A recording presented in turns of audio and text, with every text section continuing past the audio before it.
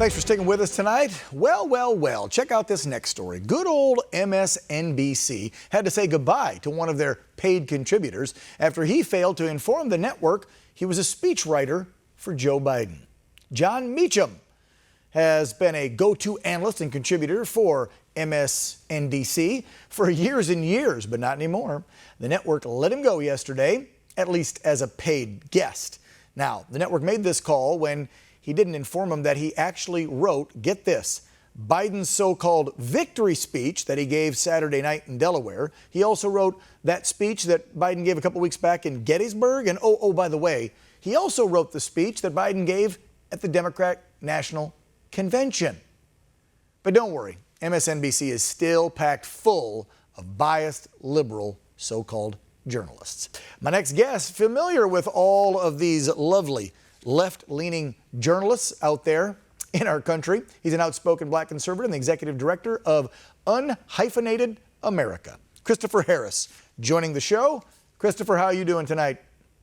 Hey, Dan, I'm doing pretty well. Thanks for having me on. Appreciate you coming on the show. Where do we begin in all this? I guess we can start with the media and the role they have played in this debacle of an election. From your viewpoint, pretty sad state of affairs, isn't it?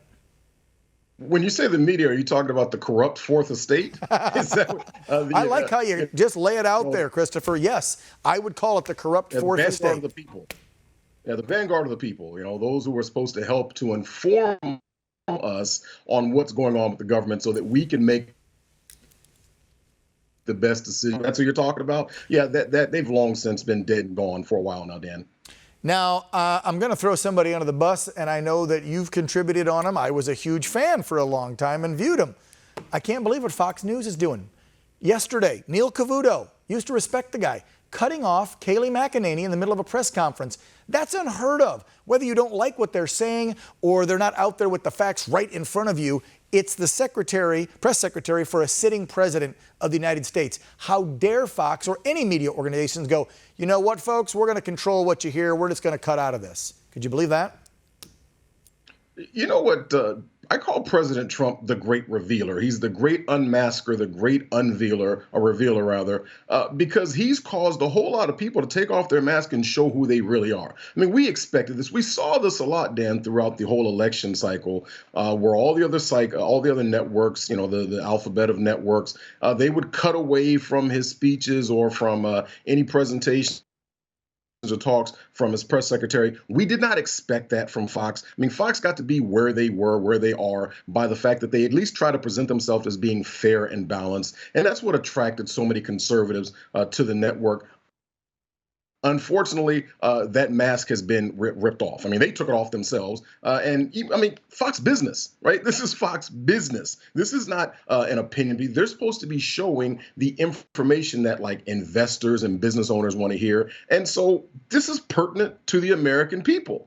So why would Neil Cavuto cut away from that and give his opinion on those things when this is information that investors might want to know? I mean, I look at my stock. I don't know if you have stocks. I looked at my stock and I saw the huge uptick and then the cratering of a lot of stocks today as a result. Yeah, you mean my energy stocks? Information? No, exactly. Don't you think this is information that they want to know? But, you know, Neil, listen, you're not the gatekeeper. Not just Neil, but everyone else. You're not the gatekeeper. That's never what you were intended to be. But somewhere along the way, Dan, a lot of people in the media have been indoctrinated to believe that they are the ones who help you, or actually, I'm sorry, they're the ones who tell you what to think. Thank you. Yeah, this is the problem. Like my folks, and I'm sure yours probably did, they're getting too big for their britches. They actually think they can control well, they can, I guess, but they're not supposed to be. They're trying to control what we see, what we hear, what we know, and they're dictating what's factual. Keeps reminding me of that meme that's been spreading like wildfires. You're entitled to your opinion. You're not entitled to your own facts. And that's what Fox now and the rest of them seem to be doing. They are literally not just pushing a narrative, they're creating their own facts. And if another side wants to show anything that might, oh goodness, inhibit them from pushing that narrative, they just block it. They don't even air it. It's insane. See, you know, Dan, I also take issue with we are where we are because of there's a grand cabal, if you will.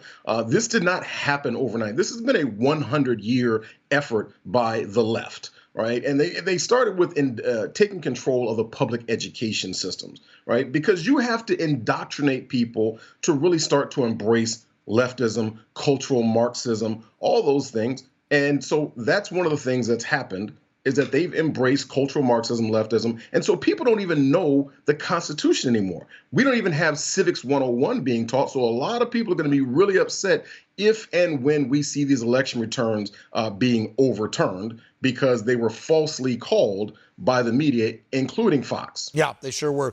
Christopher Harris, the Executive Director of Unhyphenated America. Real quick, I got the hard wrap here, so tell folks where they can find you and your information online and the great blogs and articles that you write. You can find us on our website, www.unhyphenatedamerica.org, or of course on MeWe and all the other networks, social media platforms under Unhyphenated America. Unhyphenated America. We will look for it. Christopher Harris, thank you so much for joining Real America. We really appreciate it, brother. Have a good day. Thank you, Dan. Up next, time to get real. But before we go, I want to take a moment to remember the service and sacrifice of all Marines. Today, November 10th, 1775, marks the day the Continental Marines were created in this great nation. So happy birthday from all of us here at Real America and One America News. We appreciate and honor your courage, bravery, and service. Happy birthday, Devil Dogs.